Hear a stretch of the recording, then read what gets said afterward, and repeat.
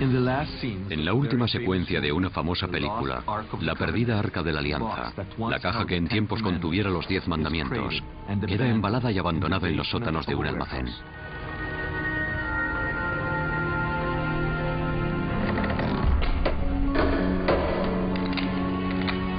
¿Y si la versión de Hollywood reflejara fielmente la realidad? Eso significaría que oculta en algún sitio existe una prueba tangible del relato que la Biblia denomina el Éxodo, la liberación de los israelitas de Egipto, guiados por el profeta Moisés. Pues aquí mismo, en este edificio, se conserva una imagen de oro de 3.500 años de antigüedad, realizada tal vez por un testigo del Éxodo bíblico, de la perdida Arca de la Alianza. Y la gente del museo no lo sabe.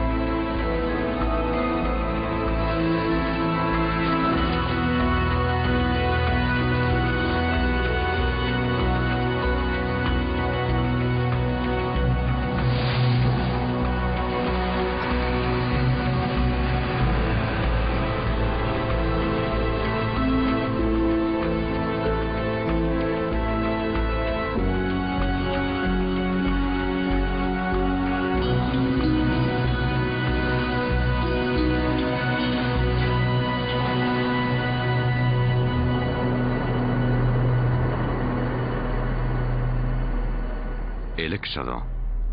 Durante milenios, la imaginación humana ha estado cautivada por la epopeya bíblica. ¿Pero de verdad tuvo lugar? Con respecto al Éxodo, no tenemos pruebas de que sucediera, y sí bastantes pruebas de que no sucedió, de que se lo inventaron.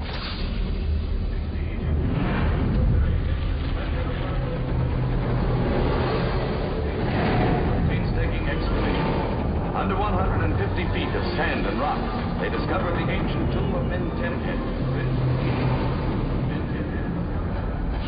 Algo tuvo que suceder. No sabría explicar qué ocurrió, pero conformó la antigua identidad de Israel, de modo que no puedo rechazarlo considerándolo un cuento de hadas. In the famed Valley of the Kings, where 60 Egyptian pharaohs were buried midst the splendor the world has never equaled, archaeologists... ¿Qué puedes desenterrar que vaya a demostrar el Éxodo? ¿Qué habría que hallar para demostrar el Éxodo? La historia del Éxodo es el mismísimo núcleo del cristianismo, el judaísmo y el islam. Durante miles de años, los creyentes lo han considerado un hecho histórico. Pero durante las últimas décadas, los estudiosos lo han calificado de cuento de hadas. Soy James Cameron y conozco a un cineasta que hace casi un decenio emprendió la misión de responder a una pregunta que ya tiene 3.000 años. ¿El Éxodo es en realidad o ficción? Se llama Sinka Jakobovich y ha sido galardonado con 2 Emmys de periodismo de investigación. Afirma que los investigadores han pasado por alto la prueba arqueológica que está oculta a la vista de todos. Y lo que es más, parece que ha cumplido su misión, ensamblando las piezas perdidas hace mucho tiempo del misterio arqueológico supremo.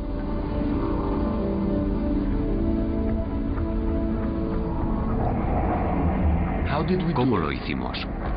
Recurriendo a expertos en diversas disciplinas, que raramente, si es que alguna vez lo hacen, hablan entre sí. Ninguno de ellos suscribe totalmente nuestro enfoque de la historia, pero muchos poseen piezas fundamentales del rompecabezas y lo que ha surgido supondrá un reto aún para los más escépticos. Pero antes de mostrarles las evidencias, narremos la historia, desde el principio.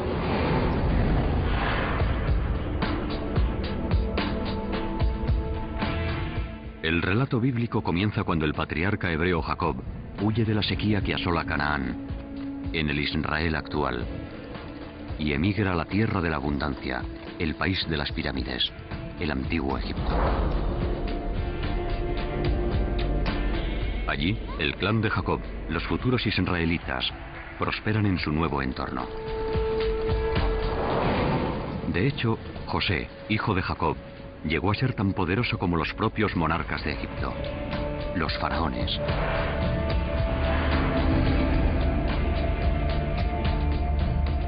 Y aún así, tras la muerte de José, su pueblo se ve esclavizado por los egipcios reinantes.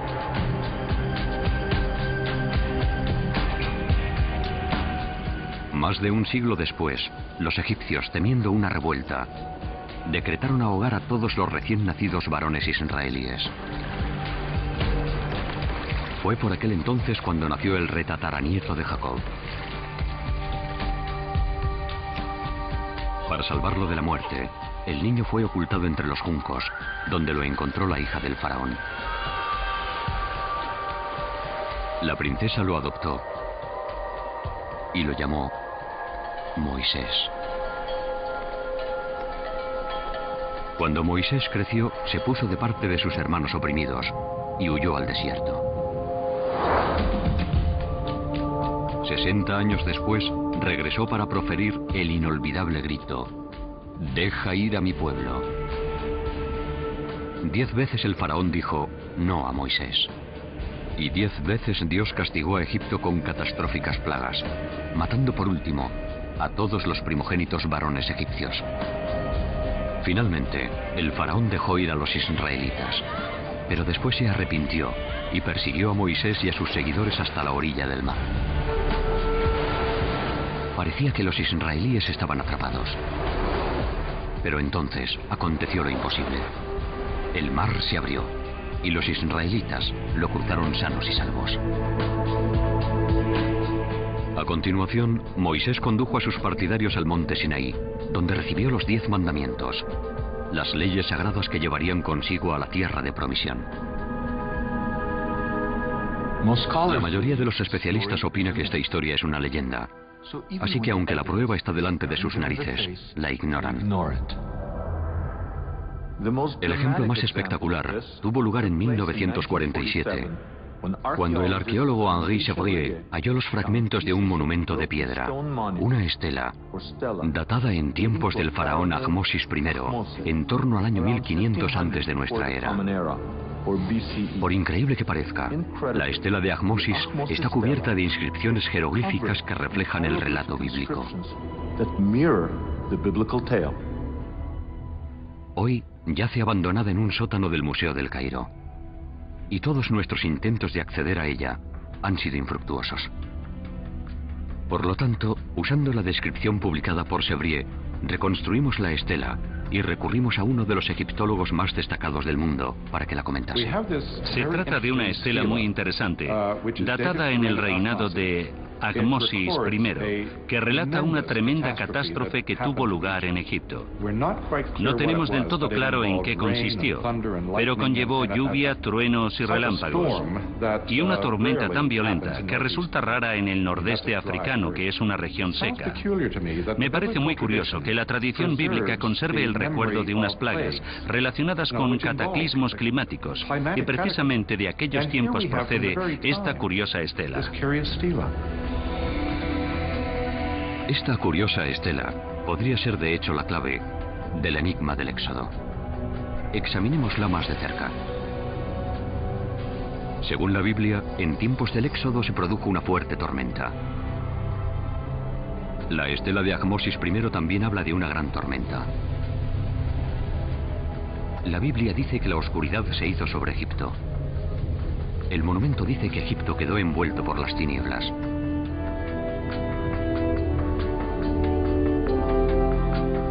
La estela dice también algo inusitado.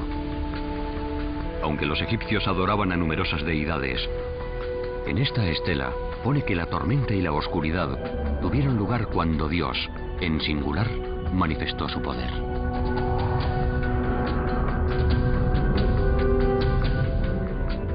La Biblia describe al faraón, pero no dice cómo se llama. Gracias a esta estela, ya conocemos su nombre: Ahmosis. Y ahora que ya sabemos quién es, quizás sea hora de ir a conocerlo.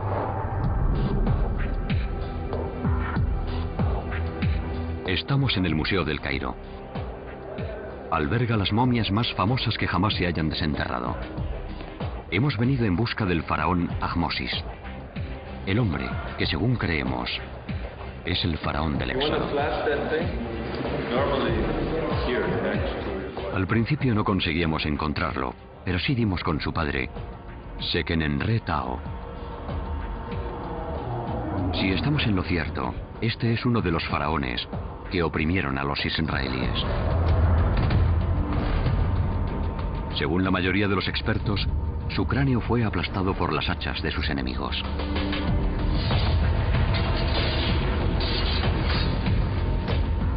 Tal vez esos enemigos fueran los israelitas, que destrozaron su momia al emprender su éxodo.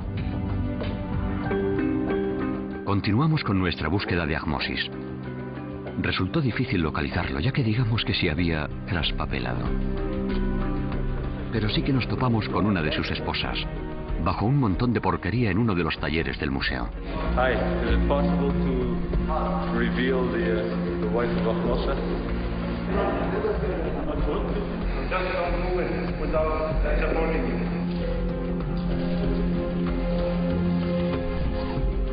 Según nuestras estimaciones, este féretro de cristal más bien descuidado contiene la momia de una mujer cuyo marido pugnó con Moisés y se resistió al mismísimo Dios. Por fin dimos con el faraón Ahmosis. Aquí está el hombre que se enfrentó con Moisés.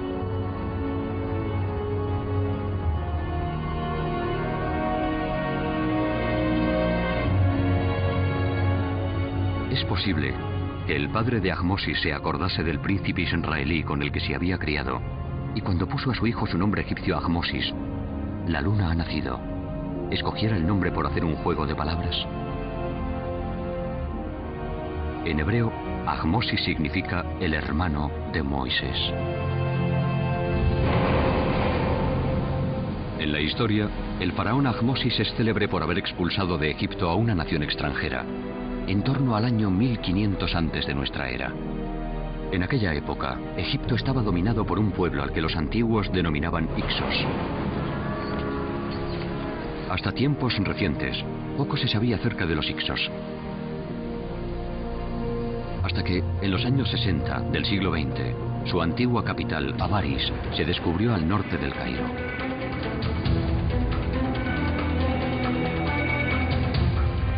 Nunca se le ha permitido a nadie filmar en Avaris. Para llegar allí, necesitábamos la cooperación de las autoridades egipcias. Les preocupa que, dada la delicada situación de Oriente Medio, el descubrimiento de artefactos bíblicos respalde las reivindicaciones territoriales del moderno Estado de Israel. A resultas de ello, el éxodo es un tema espinoso en el Egipto de hoy. De modo que no hicimos mención alguna de Moisés y recalcamos que lo que nos interesaba era el faraón Ahmosis I y los Ixos a los que desalojó de Egipto.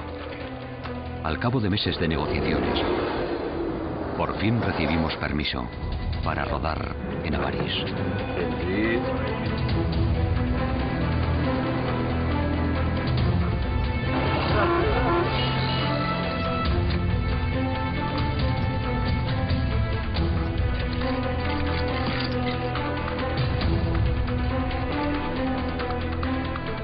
Esta es Avaris, una ciudad amurallada dominada por varios palacios.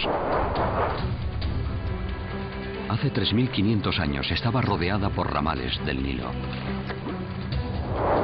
Avaris fue descubierta por el profesor Manfred Wittak de la Universidad de Viena. Aunque hoy en día solo están a la vista unas pocas hectáreas, parece ser que en tiempos antiguos Avaris dominó la región. Avaris era en sí mucho más extensa. Tenía 250 hectáreas, así que de aquí hacia el este se extendía unos 2 kilómetros y de aquí a los bancales del sur hasta 1 kilómetro. En el periodo Ixo, esta era una de las residencias principales de los faraones egipcios. La historia egipcia dice expresamente que los Ixos que gobernaron la poderosa Avaris eran semitas, como los israelíes, y que se marcharon en un éxodo multitudinario, denominado la expulsión de los Hicsos. En la Biblia tenemos la historia de los semitas que abandonan Egipto y se dirigen hacia el este de Egipto. Al mismo tiempo, independientemente de la Biblia, tenemos un relato acerca de los Hicsos, expulsados de Egipto. Creo que sin duda alguna ambas narraciones están relacionadas, que están describiendo el mismo acontecimiento desde puntos de vista diferentes. Si la expulsión de los Hicsos y el éxodo bíblico son verdaderamente el mismo suceso, quizá podamos encontrar la tan buscada prueba de que el éxodo bíblico se produjo durante el periodo Hicso. Pero la mayor parte de los estudiosos dice que los Hicsos no pueden identificarse con israelitas, ya que estos salieron de Egipto, siglos antes del nacimiento de Moisés. Estos eruditos dicen asimismo que la cronología del antiguo Egipto no puede distorsionarse. Puedes jugar con las fechas de los egipcios, desplazarlas 10 años arriba o abajo, pero no puedes desplazarlas 50 o 100 años. Eso no es posible, y aún así mucha gente trata de hacerlo. Intenta ajustar la cronología para que cuadre con su idea preconcebida de la historia bíblica, y eso no puede hacerse. Pero quizá debamos hacerlo. ¿Y si los especialistas están situando el éxodo en un periodo erróneo? Imaginen la confusión si, en el futuro, los investigadores fecharan la Segunda Guerra Mundial en los años 90 del siglo XX. Jamás encontrarán pruebas de que realmente tuvo lugar. Actualmente, la mayoría de los expertos datan el éxodo en torno a 1270 antes de nuestra era, durante el reinado de Ramsés II. Pero algunos están comenzando a romper ese consenso. La Biblia nos da informaciones que podrían situar el éxodo unos 480 años antes de los primeros años del reinado de Salomón, es decir, a mediados del siglo XV a.C. Los cálculos del profesor Bimson trasladan el éxodo hasta en torno al año 1470 antes de nuestra era, a menos de un siglo de diferencia de las fechas en que tradicionalmente se data la expulsión de los Hicsos. Se encuentran demasiado próximos como para considerarse una coincidencia, aunque tenemos una nueva datación para el éxodo. Alrededor del año 1500 antes de nuestra era. Los Hicsos y la expulsión de los Hicsos es a lo que nos referimos al hablar del éxodo. De acuerdo. Nuestra nueva fecha para el éxodo es 1500 antes de nuestra era. Y sabemos por la Biblia que los israelitas llegaron a Egipto unos 200 años antes de su éxodo. En el original hebreo, la Biblia llama a los israelíes el pueblo de Dios, o amo, Israel. Si acertamos con nuestras fechas, debería haber pruebas arqueológicas de la llegada de aquellos amo en torno a 1700 antes de nuestra era.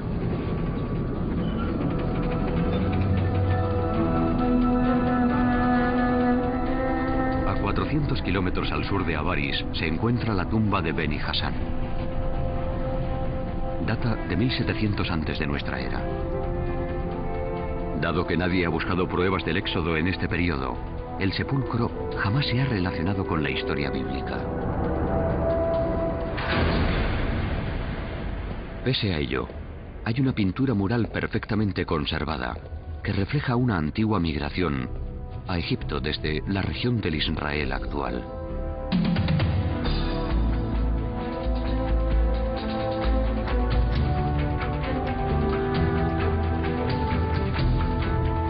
Como en la Biblia, en la escena aparecen semitas barbados, a lomos de burros, llevando a sus familias y sus rebaños a Egipto. Como los israelíes bíblicos visten túnicas multicolores. La inscripción jeroglífica de este muro llama a esta gente los amo, el pueblo de Dios. Buscando el lugar preciso, en el momento preciso, somos los primeros en reconocer una veraz instantánea de la migración de los israelitas bíblicos a Egipto.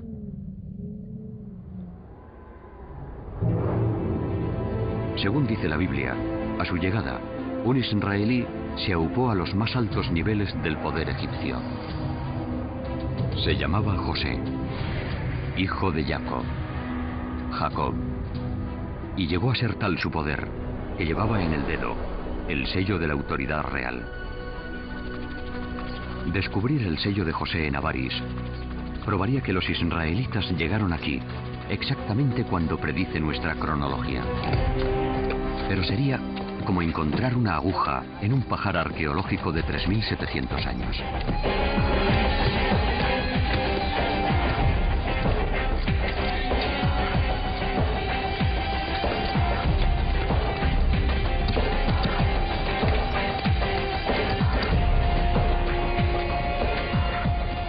Lo sorprendente es que el diminuto sello apareció precisamente en el estrato arqueológico que pronosticamos. De hecho, el profesor Manfred Vitak halló nada menos que 9 de los sellos usados por los funcionarios áulicos de José. En ellos está inscrito el nombre hebreo Jacob, el padre de José. Es muy extraño encontrar 9 sellos con el nombre Jacob grabado. Es un nombre bíblico, por cierto. Originalmente debía de estar montado en un anillo y se llevaba en el dedo. Y esto nos plantea un nuevo enigma. ¿De verdad es un enigma? No si usamos la cronología. Se trata del único caso en el que aparece un nombre hebreo en un sello real egipcio. Relaciona directamente a Avaris con la Biblia. Pero el profesor Vitak se guarda de utilizar la cronología bíblica. Se halla bajo la vigilancia constante del Consejo de Antigüedades Egipcias, que ha vedado el acceso público a Avaris.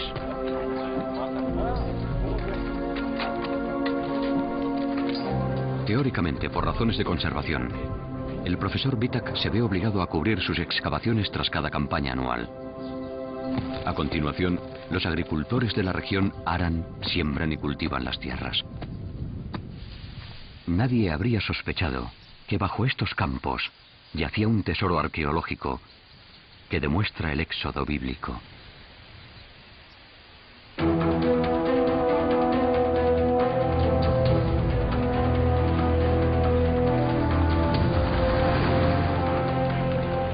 Ya que habíamos encontrado pruebas palpables de la llegada de los israelitas a Egipto y de su ascenso al poder, continuamos buscando evidencias de su caída y de la reducción a la esclavitud que los condujo al éxodo.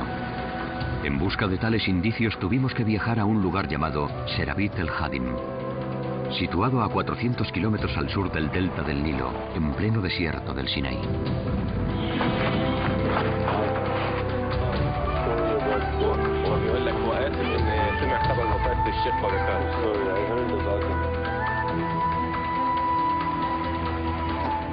Durante milenios, los egipcios explotaron minas de turquesas en esta región. A menudo se servían de mano de obra esclava. Los antiguos yacimientos de turquesas quedan apartados de las trilladas rutas turísticas. Los únicos que saben orientarse en esta zona son los beduinos, que continúan viviendo al pie de las minas. I heard once that the Bedouin, they can do like the Prophet Musa, that they know which rocks have water in them. They break it. Is that true? Llegamos, presentamos nuestros respetos al jeque y reclutamos a uno de sus hijos para que nos guiara. Okay, let's go.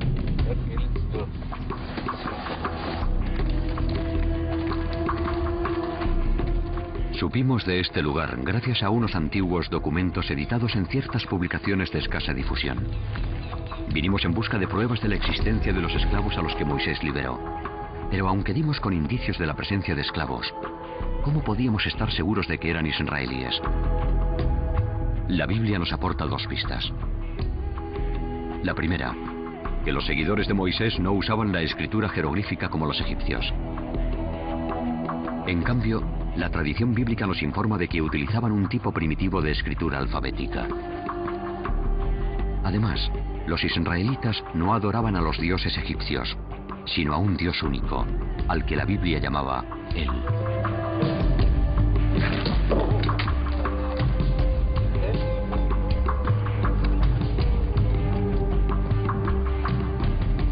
Para confirmar nuestra nueva cronología bíblica, Necesitábamos encontrar inscripciones alfabéticas, grabadas en piedra por los esclavos hace unos 3.500 años.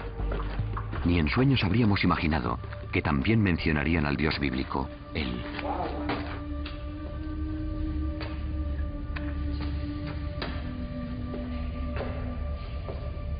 Y claro está, sí que hay epigramas realizados por los esclavos, y uno de ellos da testimonio de un ruego de hace 3.500 años. Él, sálvame. Esta es la escritura de un esclavo que trabajó en esta mina. Aún se pueden ver las marcas del escoplo, dejadas por los trabajos forzados realizados por el autor de la inscripción.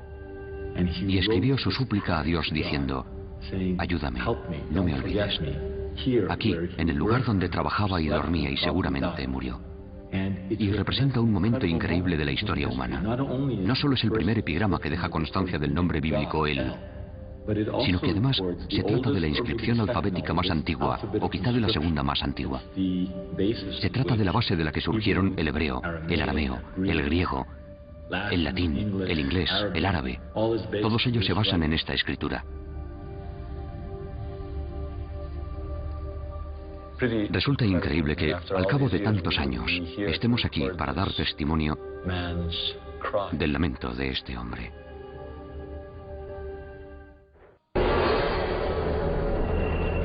La estela de Ahmosis, las pinturas de la tumba de Beni Hasan, el sello regio de José y las inscripciones de los esclavos israelitas, todo ello parece indicar que alrededor del año 1500 antes de nuestra era tuvo lugar el éxodo de Moisés. Si nuestra datación es correcta, debemos tener en cuenta otro factor. En torno a 1500 antes de nuestra era, las gentes que habitaban la zona mediterránea experimentaron uno de los mayores cataclismos de la historia.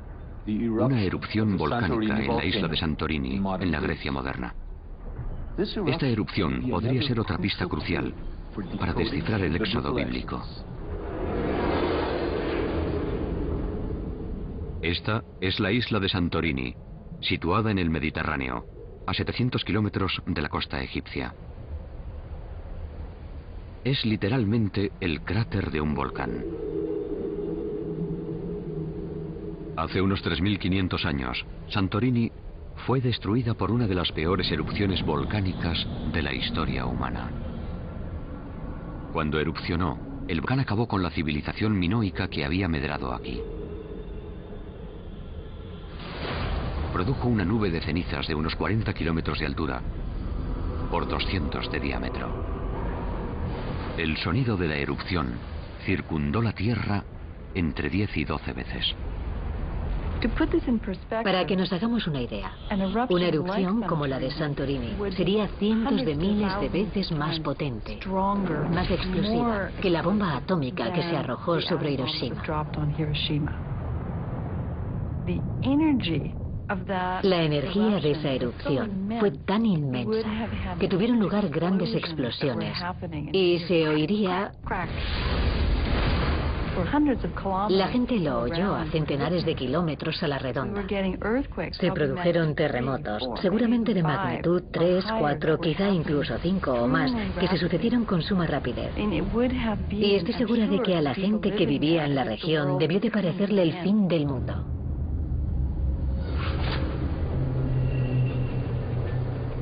Con que quizá las catástrofes descritas por la Biblia, como las plagas, la oscuridad y la separación de las aguas, guardan alguna relación con la erupción de Santorini.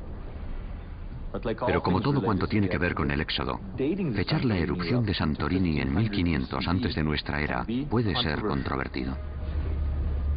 Se ha discutido acerca de las fechas de la erupción del Santorini. Los vulcanólogos y los geólogos datan la erupción en torno a 1600 a.C., mientras que los arqueólogos tienden a hacerlo en torno a 1500 a.C. Al profesor Vitak, que excava en Avaris, no le cabe duda alguna de que puede fechar la erupción de Santorini precisamente en el momento en que situamos el éxodo. Aquí aparece por primera vez piedra pómez procedente de la erupción de Santorini. Por lo tanto, desde el punto de vista arqueológico, parece más bien que la erupción tuvo lugar a principios de la 18ª dinastía, es decir, en torno a 1500 antes de nuestra era. La máquina cronológica de Jakobovich ya ha sincronizado a un faraón llamado Ahmosis, la expulsión de los Ixos, el éxodo y la erupción de Santorini. Parece que por fin se ha descifrado el código del éxodo. Si Jakobovich está en lo cierto, ya podemos dar explicación a la base científica que subyace en el relato bíblico.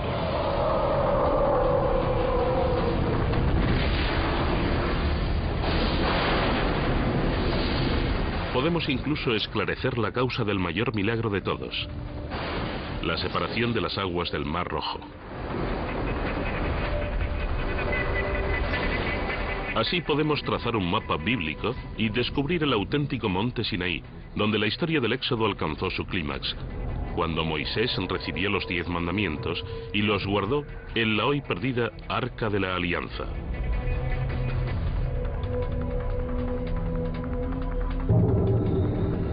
Comencemos por las plagas, las catástrofes bíblicas que asolaron Egipto porque el faraón no permitía que los esclavos israelíes se marcharan. Hasta ahora, nadie ha dado con una justificación científica integral para las 10 plagas. La respuesta comenzó a cobrar forma para nosotros cuando volvimos sobre la estela de Ahmosis y descubrimos una sorprendente concordancia con el texto bíblico. La Biblia dice que el Dios de Israel juzgó a los dioses de Egipto. Y la estela nos confirma que las estatuas de los dioses de Egipto se desplomaron. Se sabe que los terremotos van aparejados a las erupciones volcánicas como la de Santorini.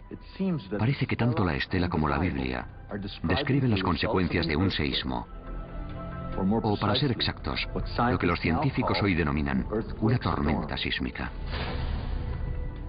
Las tormentas sísmicas son secuencias de grandes terremotos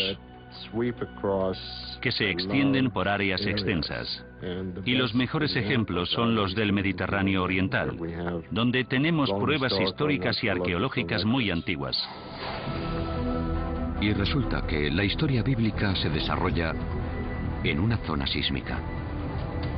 El delta del Nilo, donde la Biblia dice que tiene lugar el Éxodo, es una región cruzada por varias fallas.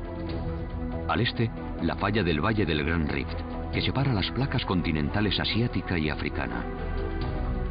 Atraviesa el Mar de Galilea, el Mar Muerto y el Mar Rojo, hasta llegar a África. Por añadidura hay otra falla que transcurre por el moderno Canal de Suez, y otra más a lo largo del delta del Nilo, bajo la antigua ciudad de Avaris. Asimismo, a 700 kilómetros al oeste, la falla que divide las plataformas continentales africana y europea pasa prácticamente por debajo de Santorini. ¿Pero qué tienen que ver los terremotos con las plagas bíblicas? Bueno, comencemos por la primera plaga.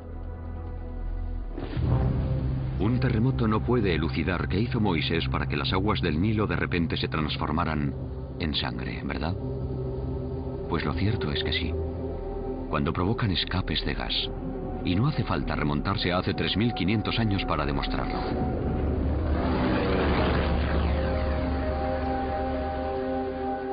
En 1984, en el lago Monum, y en 1986 en el lago Nyos, ambos en Camerún, las dulces y claras aguas lacustres de pronto se tiñeron de rojo sangre. El misterio quedó resuelto cuando el profesor George Kling puso en claro el fenómeno, al relacionarlo con un escape de gas subterráneo. Lo que ocurrió es que las aguas del fondo contenían una concentración muy alta de hierro disuelto, Y cuando se liberó el gas, el hierro de las aguas profundas emergió a la superficie, entró en contacto con el oxígeno y se formó hidróxido de hierro. En resumidas cuentas, herrumbre, lo mismo que ocurre con los coches, y ese orín es lo que originó ese color rojo, ese color pardo en la superficie del lago. En lo tocante a las plagas bíblicas a lo largo del delta del Nilo, hay muchos elementos presentes que podrían indicar una acumulación de gas. De modo que puede suceder que el gas subterráneo se encuentre atrapado en bolsas y los terremotos que se producen a lo largo de la falla liberen ese gas. Y dependiendo del tipo de aguas que atraviese ese gas, esas aguas podrían llegar a colorearse de rojo. Si el Nilo se tornó rojo sangre a resultas de un escape de gas, podría haberse desencadenado la serie de acontecimientos descritos en la Biblia. Lo primero que sucede en tales circunstancias es que el agua se ve privada de oxígeno y todos los seres vivos mueren. Entonces, los peces flotan en las aguas contaminadas y se pudren al sol. Las únicas que no mueren son las ranas. A diferencia de los peces, pueden salir a la orilla, y resulta que la segunda plaga bíblica son las ranas.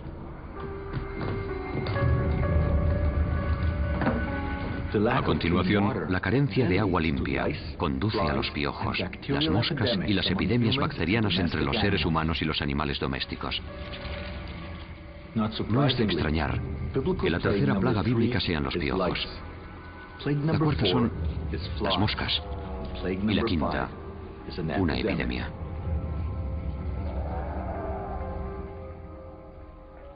La sexta plaga es un sarpullido que cause tumores apostemados en los hombres y en las bestias.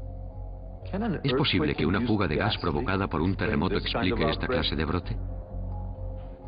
Retrotraigámonos al desastre que tuvo lugar en 1986 en el lago Nyos de Camerún.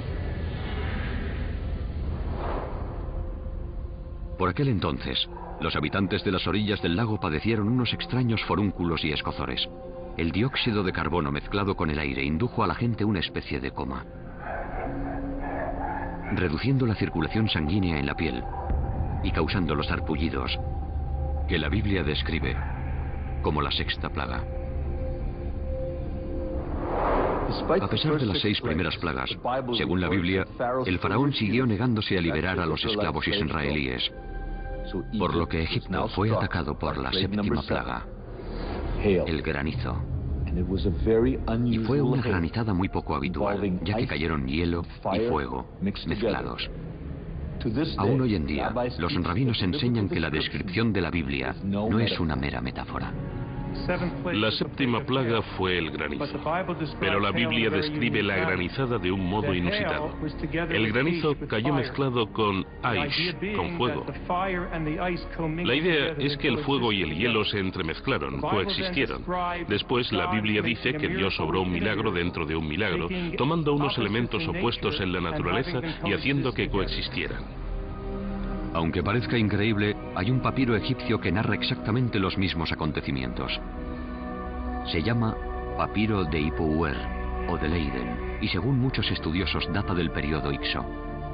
El papiro de Hippo-Uer dice expresamente que Egipto sufrió el embate de una extraña granizada, en la que cayeron hielo y fuego entremezclados. Ya hemos colocado otra pieza del rompecabezas.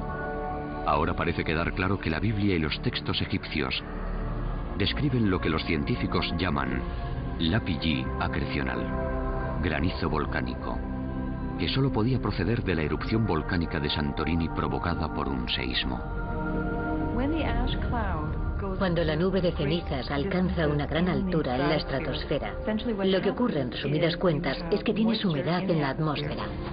También tienes una gran cantidad de vapor de agua en la propia nube, de modo que pequeños fragmentos de cenizas y cristales llegan a formar un núcleo, algo muy similar a una piedra de granizo.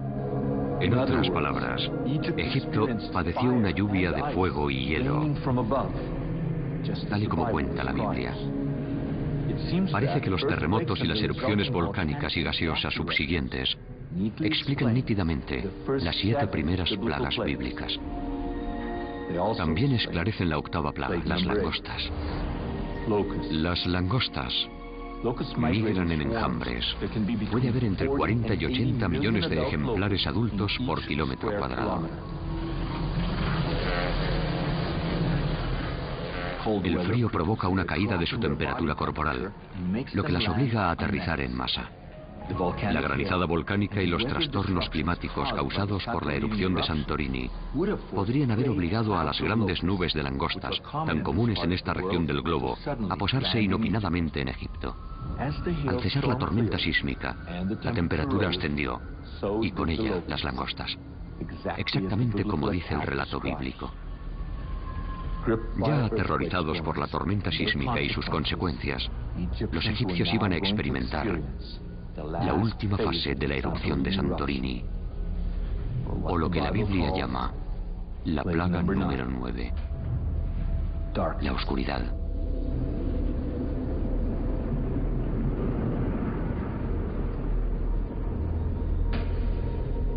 Posiblemente sucediera así. Durante los meses previos a la erupción, la actividad sísmica de todo el Mediterráneo oriental provocó que la placa continental europea friccionase sobre la placa africana. El agua marina comenzó a bullir y borbotear a través del magma. A su vez, esto hizo que aumentase la presión y erupcionara a través de los puntos débiles de la superficie, desencadenando varias erupciones menores, lo cual condujo a una gran explosión. Al llegar la erupción final, produjo una nube de cenizas de casi 40 kilómetros de altura por 200 de diámetro. Cuando la nube alcanzó el delta del Nilo, envolvió a los egipcios en lo que la Biblia llama unas tinieblas tales que cualquiera las palpe. En cuestión de pocos minutos, se ven inmersos en un mundo oscuro. Las cenizas llueven a su alrededor, no ven nada, les cuesta trabajo respirar, el sol ha desaparecido, sobre ellos solo hay negrura y no tienen ni idea de qué va a ocurrir a continuación. El descubrimiento de piedra pómez procedente de Santorini en Avaris parece demostrar la llegada de la nube de cenizas a Egipto y explica el relato bíblico de la prolongada oscuridad. Habrá quienes arguyan que la piedra pómez flota y que las olas podrían haberla llevado hasta Egipto y las mareas haberla depositado en la costa. Así que recurrimos al profesor Jim Daniel Stanley del Smithsonian Institute, que realizó el descubrimiento definitivo. Halló cenizas de Santorini en el delta del Nilo. Solo podía haber llegado en la nube de ceniza que sumió a Egipto en las tinieblas bíblicas. Teníamos que examinar entre 10 o 20 mil granos de arena para encontrar una sola partícula de ceniza. Así que descubrimos un total de 40 partículas de ceniza. No todas las cenizas tienen el mismo aspecto. La ceniza tiene su huella digital. Las partículas de ceniza que hallamos en el norte y en el nordeste del delta del Nilo son partículas que llegaron procedentes de Santorini. Caben pocas dudas de que el relato del Éxodo y las descripciones del evento procedentes de Egipto, el polvo volcánico llegado a Egipto y los estudios geológicos que nos permiten ver, tocar, palpar y datar el polvo volcánico del Nilo, nos hablan de un mismo y tremendo suceso volcánico.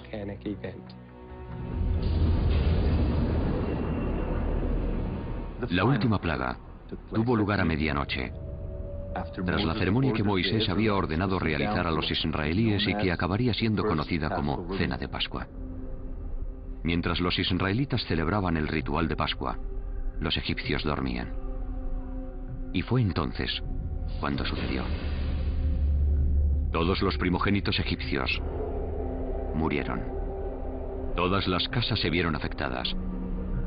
Nadie ha sido capaz de ofrecer una explicación científica plausible para la muerte de los primogénitos. Hasta ahora. Según nuestra teoría, en este punto de la serie de acontecimientos que había comenzado 6 meses antes, la fuga de gas que había desencadenado la serie de plagas que se habían sucedido por fin entró en erupción. El dióxido de carbono debió de filtrarse a la superficie, y dado que es más pesado que el aire, mataría a los animales y a la gente que dormía antes de disiparse y volverse inocuo en la atmósfera. En caso de que les parezca una mera conjetura, tengan esto en cuenta. Así es como sucedió exactamente en 1986 en el lago Nyos de Camerún. La fatídica noche del 21 de agosto, los habitantes del lago Nyos se acostaron. No podían imaginarse que el dióxido de carbono, que había teñido el lago de rojo sangre, estaba alcanzando su punto crítico. Mientras los moradores de Nyos dormían, la capa superficial del lago contenía el dióxido de carbono como el tapón de una botella de gaseosa. Pero entonces, la tierra tembló y tuvo lugar un corrimiento de tierras que arrojó rocas al agua, perturbando la presión superficial y liberando el gas. El gas subió a la superficie y como un monstruo extraterrestre emergió del agua. Al formarse gotas en el gas, pasó de ser invisible a convertirse en una bruma visible. A continuación, la niebla se desplazó sobre el agua y sobre la tierra, asfixiando a todos a su paso. Y tan repentinamente como apareció, desapareció, disolviéndose ya inofensiva en la atmósfera. Al día siguiente, cuando despertaron quienes habían dormido en cotas más altas, encontraron a unas 1.800 personas muertas. Cientos de cabezas de ganado y animales pequeños también perecieron. A su alrededor reinaba un silencio sepulcral. Allí estaba sentada entre los muertos. En casa de algunos de ellos, fuera había animales tendidos por todas partes, vacas, perros, de todo. En mi familia éramos 56, pero 53 murieron.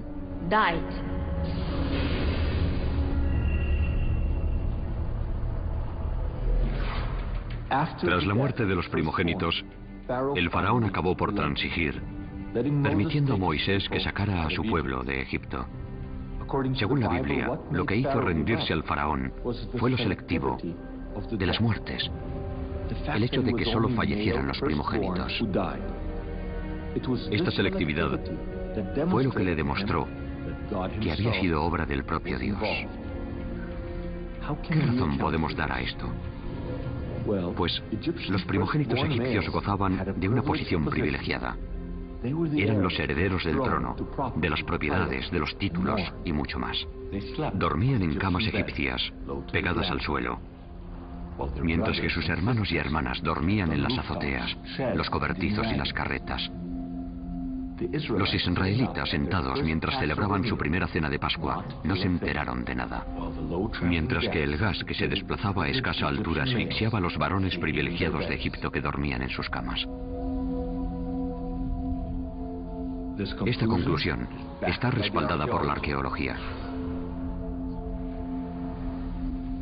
En Avaris, el profesor Manfred Wittak ha encontrado tumbas colectivas datadas antes y después de las fechas que proponemos para el Éxodo. Las tumbas más tempranas son clásicos ejemplos de antiguas epidemias que mataban a hombres, mujeres y niños. Sin embargo, en la fosa común de la época del Éxodo, solo ha hallado varones. Aquí pueden ver huesos de enterramientos de comienzos de la 18ª dinastía. Todas las víctimas son varones. Por el tamaño de las sepulturas y el número de individuos que hay en ellas, creemos que la gente murió en una sucesión rápida y los fueron arrojando a la fosa, algunos boca abajo, otros de costado. Algunos enterramientos solo se encontraban a 20 centímetros de profundidad y apenas estaban cubiertos por un poco de tierra.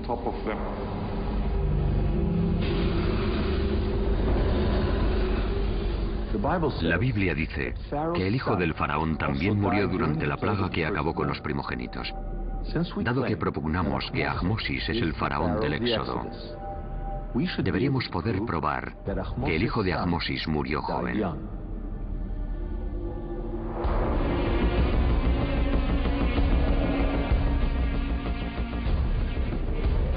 Buscando en el Museo del Cairo, dimos con el hijo de Ahmosis.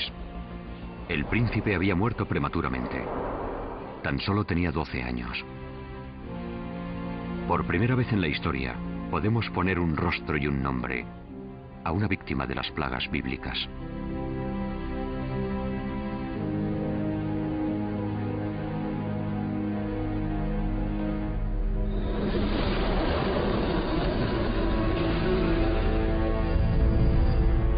Parece que la Biblia, la geología y la arqueología narran la misma historia.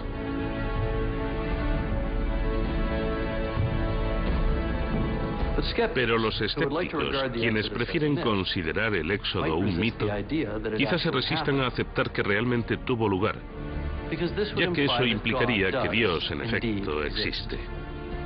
Los creyentes, en cambio, quizá piensen que una explicación científica del relato bíblico descarta la intervención de Dios.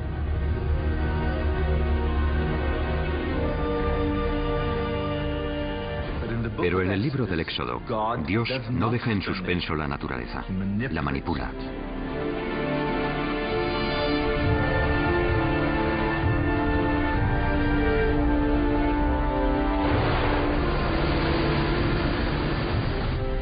En otras palabras, según la Biblia, deberíamos ser capaces de comprender los hechos científicos que subyacen en los portentos.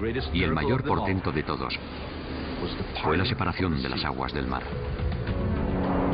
Tras la muerte de los primogénitos egipcios, el faraón permitió marcharse a los israelíes.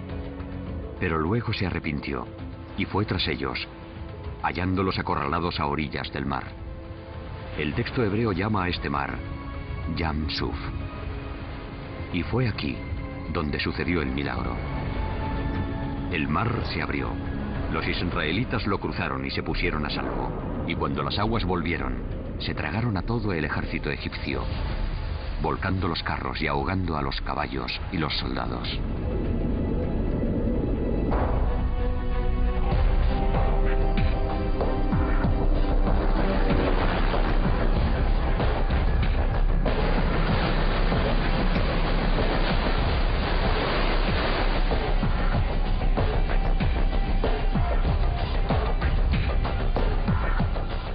Durante años, los exploradores han buscado pruebas del prodigio de la separación del mar.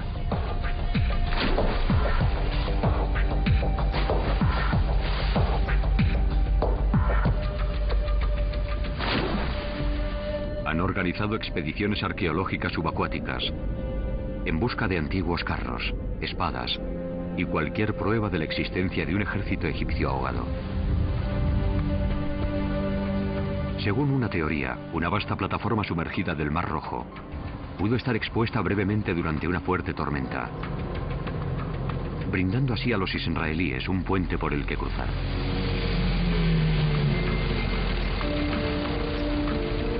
Sin embargo, la búsqueda siempre ha sido infructuosa. ¿Quién se iba a imaginar que en lugar de sumergirnos, debíamos ir en coche?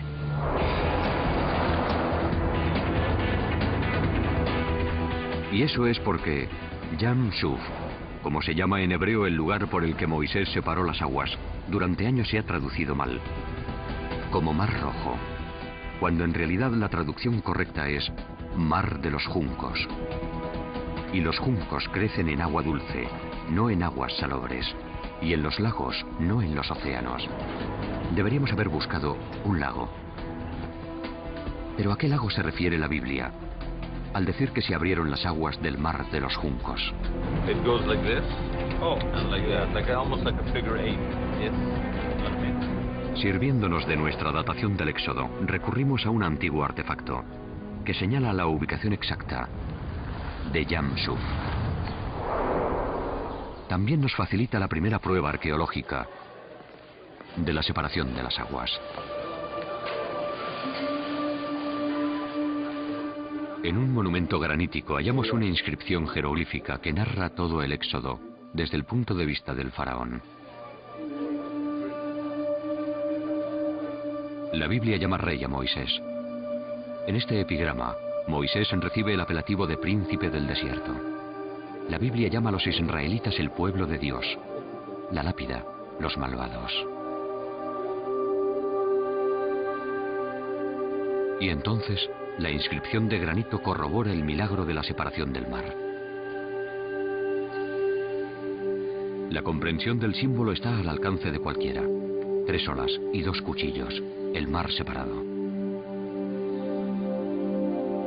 Los 3 signos que representan el agua, uno sobre otro, suelen aplicarse a diversas masas acuáticas.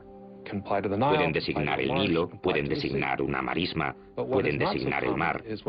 Pero lo que no es tan común es que el término se combine con esos 2 cuchillos. El hecho de que aparezcan los 2 cuchillos asociados con él podría sugerir que esta agua está cortada, que esta agua está dividida. Podría tratarse de una alusión a las aguas del Mar Rojo o del Mar de los Juncos que se abren en el capítulo 14 del Éxodo. A fin de examinar mejor el texto, sacamos un calco del jeroglífico y resulta que el relato egipcio no solo menciona la partición del mar, también menciona el punto exacto donde el mar se abrió. El lugar se llama Pi Jaroti y actualmente los arqueólogos saben exactamente dónde estaba, lo cual nos permite localizar Yam Suf, el lugar donde, según la Biblia, el mar se separó y los israelíes se pusieron a salvo cruzándolo, y el curso de la historia humana cambió para siempre. Se trata de un antiguo lago que pervivió hasta mediado del siglo XIX. Al construirse el canal de Suez, este antiguo lago acabó pereciendo. Al cabo de un minucioso estudio de esta zona, el profesor Manfred Bittak propuso que los egipcios conocían este lago con el nombre de Patufi, el pantano, la marisma. Y la palabra tuf, juncos en egipcio, se corresponde con el término hebreo suf. Por lo tanto, sugirió que Yam Suf era una denominación derivada de esta masa de agua. Actualmente se llama Lago El Bala.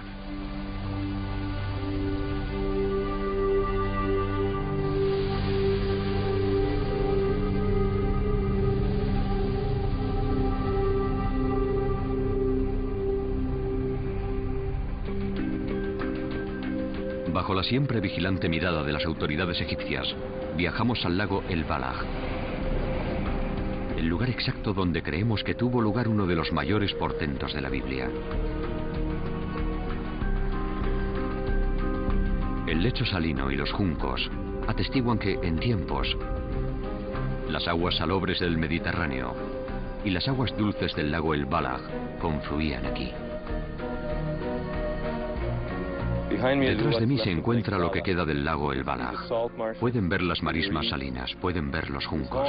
Toda esta zona estuvo ocupada por un gran lago, o mar. Pero debido al canal de Suez, hoy se puede caminar o viajar en coche por el mar de los juncos. Uno de los problemas que tiene la mayoría de la gente hoy en día es que saca un mapa y trata de situar los lugares de los que habla la Biblia. Pero no se puede usar un mapa moderno. Hay que utilizar un mapa 3000 años más antiguo. Y esto lo estamos solucionando por medio de imágenes captadas desde un satélite en las que se puede ver las depresiones de los antiguos lagos. De modo que ya podemos comenzar a determinar cómo era el norte del delta del Nilo hace 3500 años. Identificar la situación precisa de Yam Suf significa que, por fin, podremos explicar el milagro de la separación del mar. Esta foto tomada desde un satélite demuestra claramente que el lago El Balaj se encuentra cerca del borde del delta del Nilo, donde el cieno se acumula y se desploma de cuando en cuando. Cuando el faraón perseguía a los israelíes hasta las orillas del lago El Balaj, la fortísima actividad sísmica que había provocado las 10 plagas y la erupción de Santorini ahora haría que el delta comenzase a deslizarse hacia el Mediterráneo oriental. Y al desplazarse varios millones de toneladas de tierra, el borde de la plataforma continental africana, ahora libre de su carga, debió de elevarse entre 1 metro y 1,5 metros. En otras palabras, el mar se abrió. El agua debió de precipitarse desde las tierras más altas hasta los bajíos y se formaron charcas y pozas, emergiendo una tierra seca por la que pasaron los israelitas.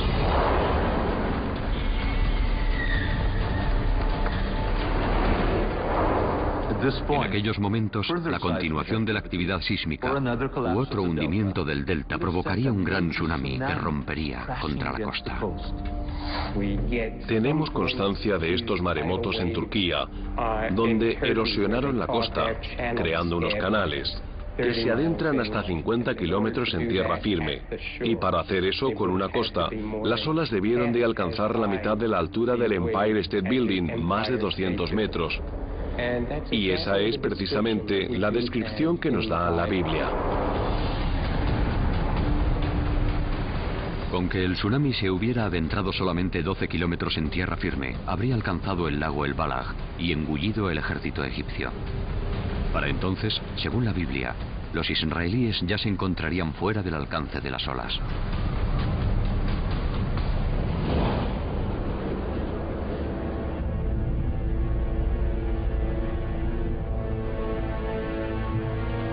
Resulta que algunos de quienes siguieron a Moisés a través del mar abierto y después hasta el monte Sinaí, no lo acompañaron hasta la tierra prometida. Embarcaron y emprendieron un desconocido éxodo hacia Grecia. ¿Cómo es que nadie ha reparado en ello? Porque a nadie se le ha ocurrido ir a Grecia en busca de pruebas de algo acaecido en Egipto. De hecho, hasta hace bien poco, apenas sí había evidencias arqueológicas de contactos entre la civilización minoica de la antigua Grecia y Egipto en tiempos de Moisés. Todo eso cambió gracias a dos grandes hallazgos. El primero tuvo lugar en 1972, cuando excavando bajo las cenizas de Santorini, los arqueólogos realizaron un asombroso descubrimiento que relaciona esta región del mundo con el Éxodo. Hallaron unas insólitas pinturas murales de estilo minoico. Lo increíble es que en ellas aparece un mapa que traza el itinerario de un antiguo viaje entre Egipto y Grecia. La escena en su conjunto puede considerarse el primer mapa, el mapa más antiguo del mundo. El mapa es impresionante. Los colores conservan la viveza de hace 3.500 años. Representa un épico crucero de Egipto a Santorini. El viaje incluye una terrible tempestad en el mar. Retrocediendo aún más, vemos que los antiguos marinos dejaron atrás la fauna y las palmeras del delta del Nilo. A continuación, el trayecto sigue río arriba y finaliza en una ciudad mágica, situada en una especie de isla fluvial. La misteriosa ciudad está rodeada por unas altas murallas y en ella hay edificios de varias plantas, elegantes damas que se asoman desde las azoteas y un próspero puerto. En aquella época, en Egipto solo había un puerto que encaje con la ciudad del mapa: la fabulosa Avaris. Hasta finales del siglo XX, no se hallaron pruebas arqueológicas de contactos entre Avaris y los minoicos de Santorini. Pero entonces, en 1992, se descubrieron en Avaris unas pinturas minoicas perfectamente conservadas, que demostraron que, en tiempos bíblicos, la urbe no solo estaba poblada por israelitas, sino también por gentes procedentes de la antigua Grecia. La mayoría de la gente no se da cuenta de que no solo hubo contactos entre el mundo minoico y los egipcios, sino que además fue una relación muy intensa. Contactos en el comercio, transmisión de ideas. Los egipcios consideraban a los minoicos la única civilización verdaderamente civilizada, aparte de la suya. No tenían una presencia militar en Egipto, en realidad su presencia era comercial. De modo que ya sabemos que existía un contacto íntimo entre Grecia y Egipto en tiempos del Éxodo. Por lo tanto, es perfectamente razonable suponer que algunos seguidores de Moisés procedían de la zona de la antigua Grecia.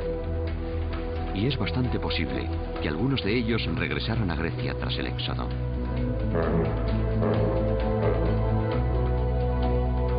La Biblia dice que Moisés y los suyos salieron de Egipto con grandes cantidades de espadas y oro egipcio. 3.500 años después de los hechos, ¿habrá alguna posibilidad de encontrar espadas israelitas y tesoros de oro egipcio en Grecia?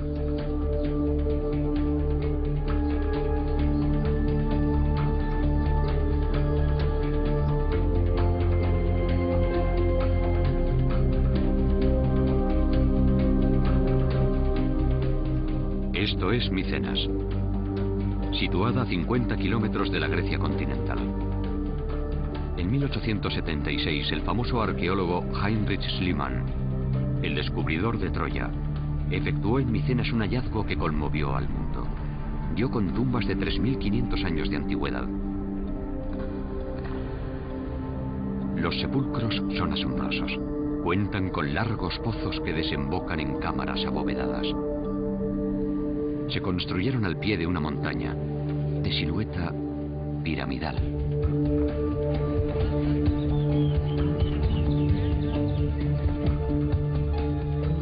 Lo sorprendente es que en su interior encontró un tesoro, consistente en espadas y oro egipcio.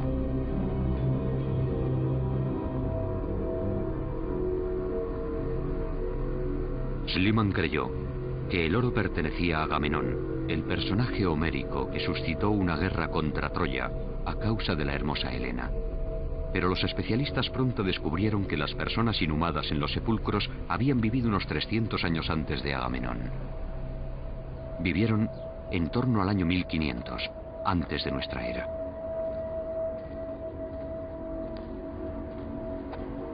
¿Es posible que aquí yacieran algunos de los seguidores de Moisés? La respuesta se halla en las lápidas, que hoy sabemos que se colocaron sobre las cámaras funerarias. El significado de las imágenes de las losas jamás se ha descifrado. Hasta ahora.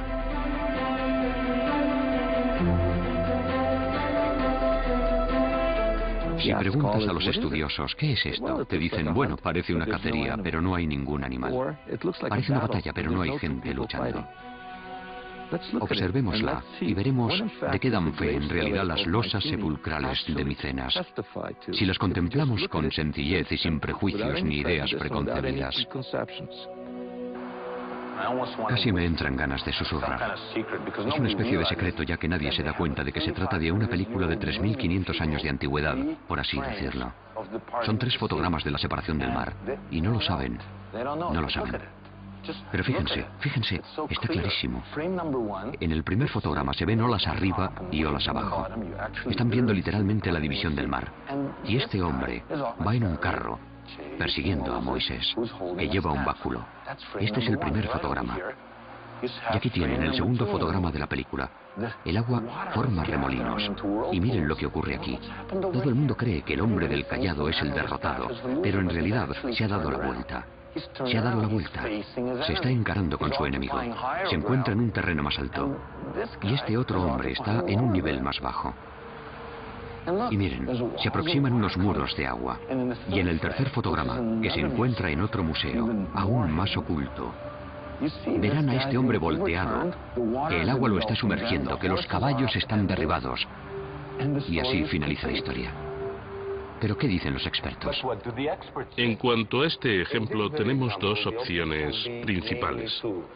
O se trata de un guerrero en una escena bélica, y él es el enemigo, y persigue a su enemigo que trata de escapar con la espada en la mano. Y la segunda alternativa podría ser una carrera de carros. Este hombre se trata de una especie de Juegos Olímpicos antiguos. Este hombre es un juez, y este otro está compitiendo. Él empuña una espada también. Y él empuña una espada. No tiene mucha pinta de espada. A mí me parece más bien un báculo. Sí. En este caso, es una representación abstracta. No es una imagen naturalista con que no podemos decir gran cosa.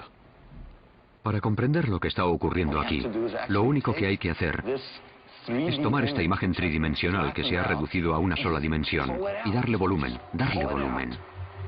Y lo que obtenemos es la historia bíblica.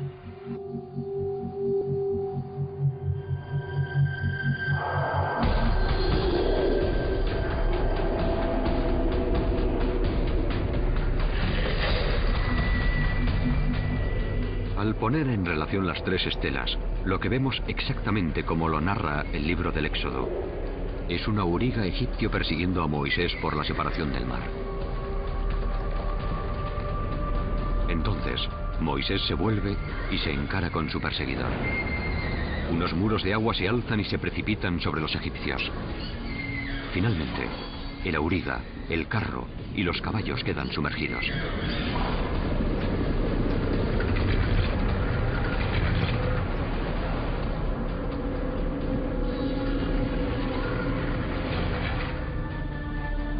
Aquí tenemos, grabado literalmente en piedra, un relato visual de una historia bíblica que se remonta a los mismísimos tiempos de Moisés y el Éxodo.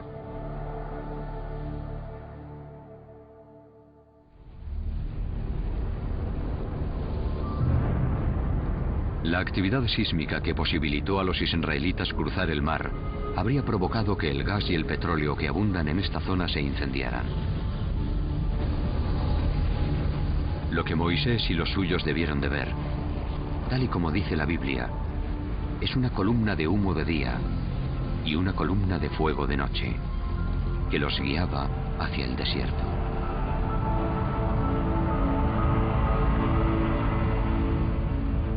De modo que si hemos interpretado correctamente los indicios y no erramos acerca del lugar donde el mar se abrió, ya empiezan a cobrar sentido las distancias que nos proporciona la Biblia.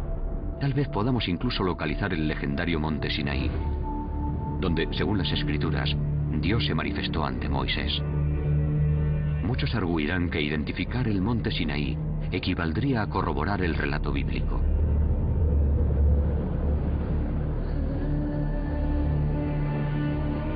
Durante miles de años, los aventureros han tratado de dar con la esquiva montaña y siempre han acabado en un lugar erróneo.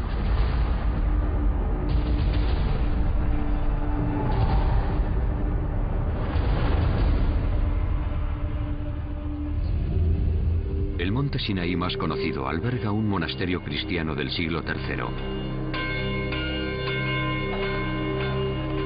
Se trata de una elevada montaña situada al sur de la península del Sinaí. Y aquí es a donde acuden en masa los turistas. El lugar solo tiene un problema. No reúne un solo criterio bíblico. Queda muy a trasmano de las principales rutas que atraviesan la península. No está nada cerca de Israel, a donde se dirigían los israelitas. No existe un solo llano donde pudieran acampar cientos de miles de israelitas. Y dado que el terreno es granítico, apenas si hay vegetación para alimentar a los rebaños, ni agua para las personas. Con que, ¿dónde está la montaña de Dios? Al seguir a Moisés por el desierto, solo pudieron seguir una de las 4 rutas principales. La septentrional, la meridional o alguna de las 2 centrales. La Biblia dice expresamente que no fue la ruta del norte. La orografía descarta la del sur, dejándonos solo las 2 centrales, que confluyen para formar un solo camino que conduce a la tierra de promisión.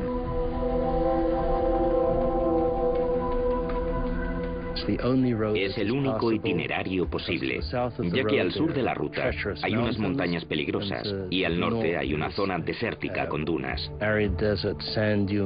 Se trata de un antiguo camino con sistemas hidráulicos que lo jalonan.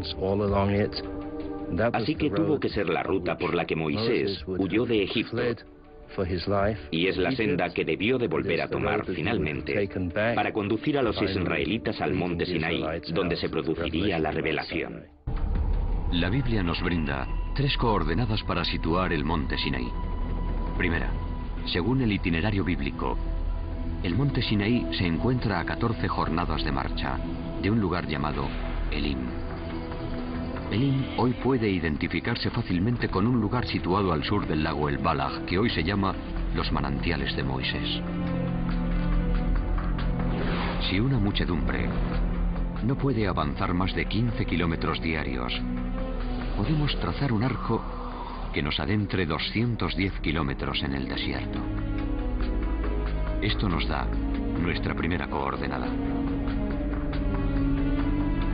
El Éxodo, en su capítulo 3, versículos 1 y 2, dice que Dios se manifestó ante Moisés en forma de zarza ardiendo en el monte Sinaí.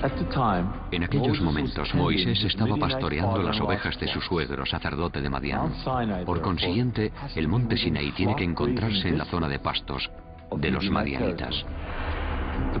El problema es que los madianitas vivían en Arabia Saudí, no en la península del Sinaí, salvo en un lugar llamado Timna.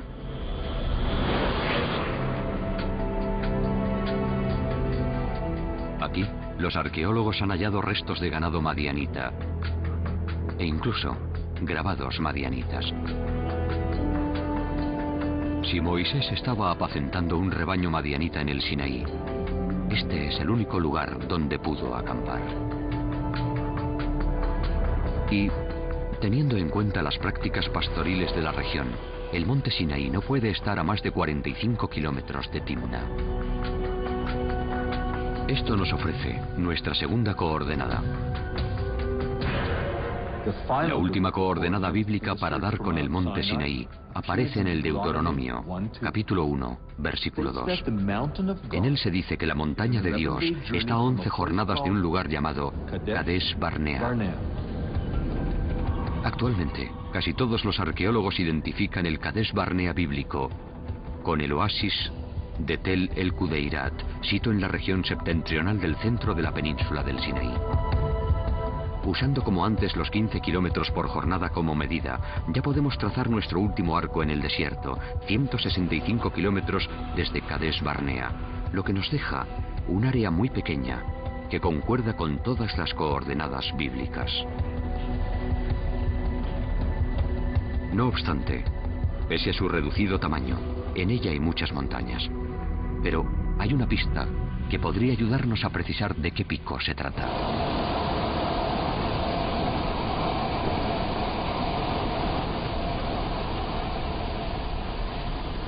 El libro del Éxodo llama al monte Sinaí montaña sagrada. Y las montañas sagradas del desierto se caracterizan por sus santuarios rocosos al aire libre. What are those? They look like little excavations. That's amazing. En esta zona, solo existe una montaña rodeada de santuarios. Hoy en día, ese monte se llama Jebel Hashem el Tarif.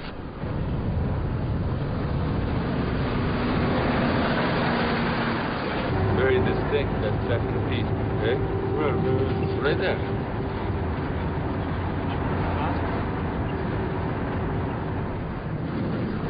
Aunque toda esta área se encuentra en plena zona militar, logramos entrar.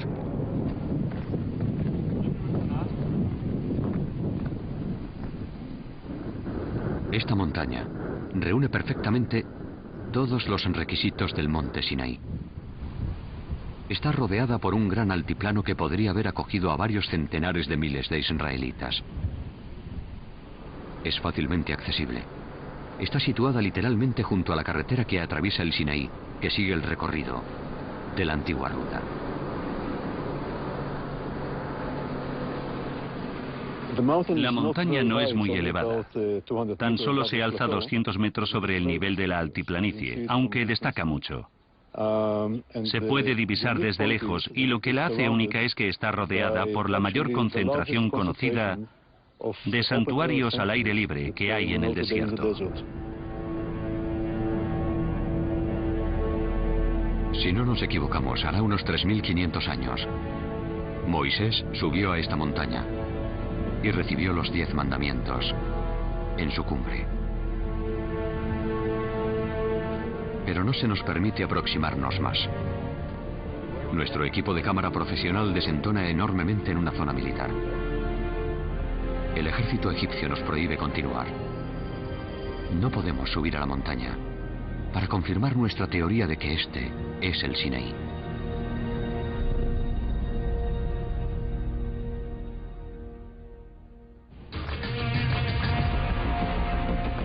Pero regresamos sin equipo de filmación y pertrechados únicamente con una pequeña cámara.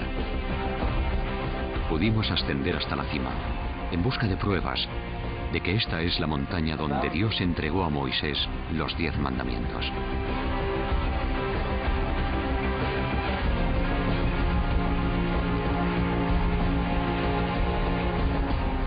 Pero ¿qué habría que encontrar para demostrar que se trata del monte Sinaí? Según la Biblia, el monte Sinaí reúne unas características únicas. Si esta es la montaña, debería tener una gran hendidura, un podio natural desde el que Moisés pudiera dirigirse a su pueblo. Como en todas las montañas sagradas, debería haber tumbas de santones en su cumbre, y también indicios de un manantial de agua potable en lo alto del monte, un rasgo sumamente raro que, según la Biblia, distingue al Sinaí del resto de las montañas del desierto. Cuando ganamos la cima, encontramos todo tal como debía estar. La grieta que domina un anfiteatro natural. Desde aquí, la voz de Moisés debió de oírse a varios kilómetros de distancia.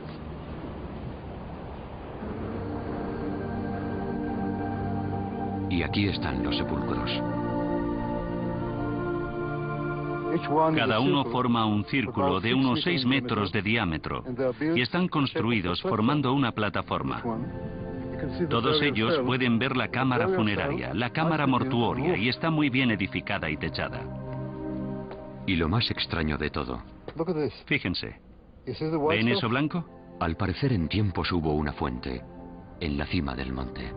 Esto es travertino, lo cual significa una acumulación de calcio que se produce en determinadas condiciones de humedad, lo que indica que antiguamente aquí hubo un manantial. Hallar algo así en la cumbre de una montaña es bastante inusitado. Los restos de un antiguo fontanal. Sí, es algo extraordinario.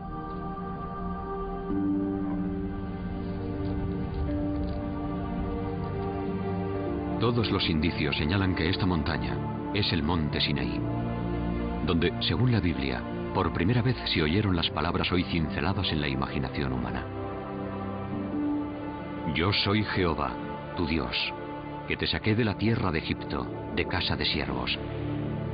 No tendrás dioses ajenos delante de mí. No te harás imagen, ni ninguna semejanza de ellos.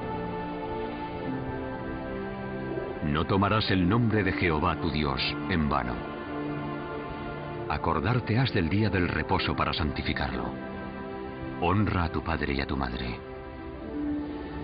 No matarás. No cometerás adulterio. No hurtarás. No hablarás contra tu prójimo falso testimonio. No codiciarás la casa de tu prójimo. Y no codiciarás la mujer de tu prójimo.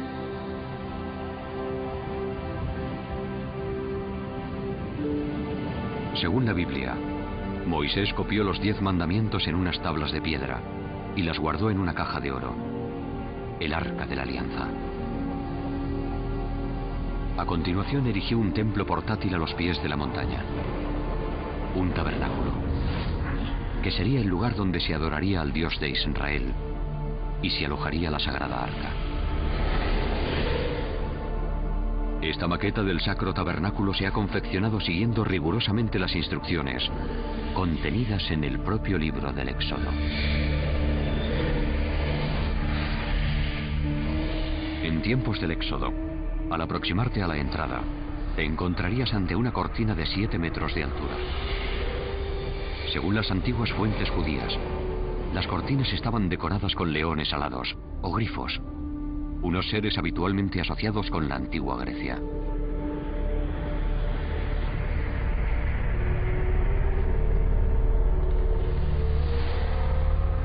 Tan solo los sacerdotes estaban autorizados a entrar en el atrio. Y aquí había un altar de 4,5 metros de altura destinado al sacrificio de animales. Cotidianamente, los sacerdotes llevaban a cabo el ritual de subir los animales por la rampa. A continuación, con la sangre de las víctimas se ungían los cuernos del altar.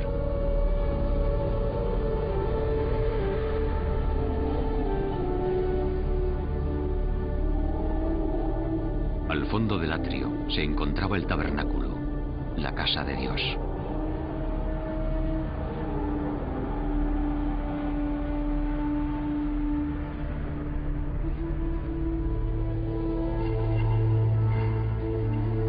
Solo Moisés, su hermano Aarón y los hijos de Aarón entraban en él.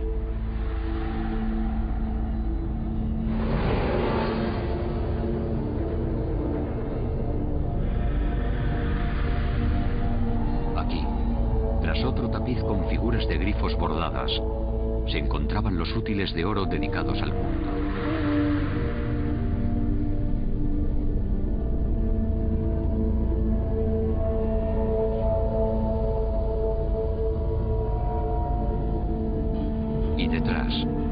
Estaba el Sancta Sanctorum. En él solamente se custodiaba un objeto, el objeto supremo, el Arca de la Alianza.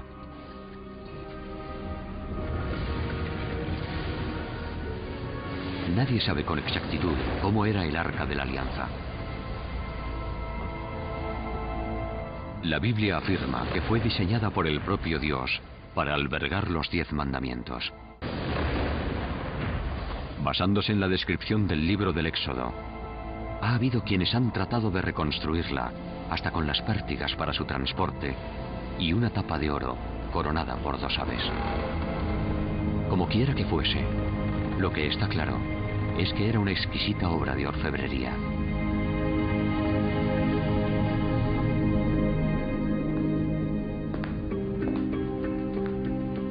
La Biblia dice que la tribu de Dan ayudó a fabricar el arca de oro.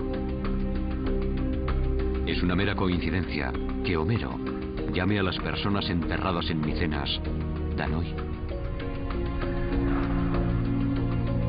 Es posible que entre los objetos de oro hallados por Schliemann en Micenas haya una imagen del arca realizada por los danitas que confeccionaron la caja que en tiempos contuviera los 10 mandamientos.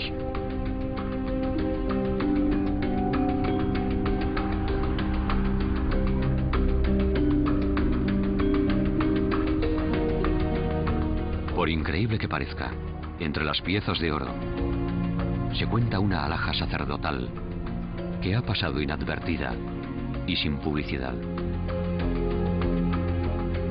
Hasta ahora, los expertos han supuesto que es la representación de un solo objeto.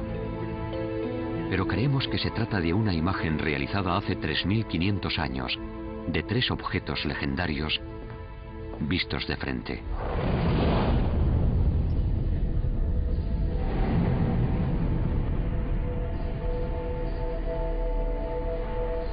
Aquí podemos distinguir claramente el altar sagrado, la rampa del tabernáculo y el arca de la alianza.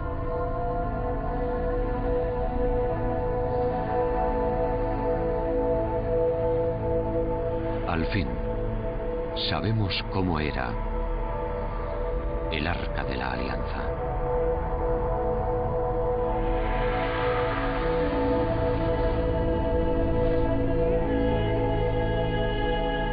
Mejor si cabe, sabemos qué aspecto presentaban los objetos sagrados, contemplados desde el Sancta Sanctorum.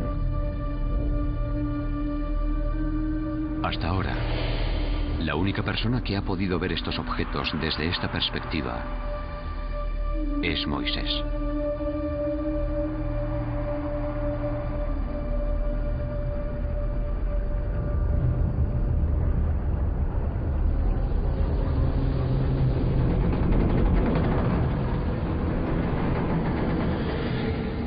Al comienzo de este viaje nos hacíamos esta pregunta. ¿El éxodo bíblico es en realidad o ficción? Creo que se han aportado datos convincentes que avalan que el éxodo es un hecho histórico. Se nos han mostrado por vez primera antiguos jeroglíficos y epigramas que representan la separación de las aguas. Se han explicado las plagas bíblicas y las pruebas arqueológicas y geológicas de que realmente tuvieron lugar. Hasta hemos ascendido al auténtico monte Sinaí.